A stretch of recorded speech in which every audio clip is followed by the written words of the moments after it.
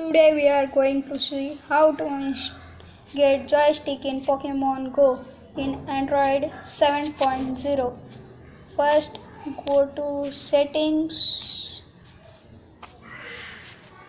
then go to about phone, then click on build number,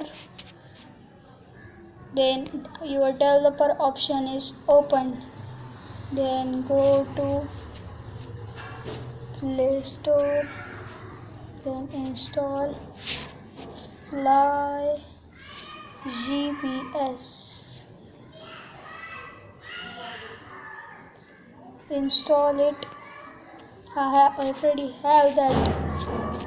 Then go to Fly GPS.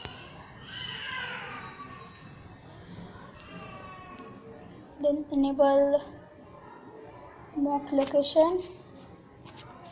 Go to mock location app, select Fly GPS, then go back, then select your location, Fire 39, search.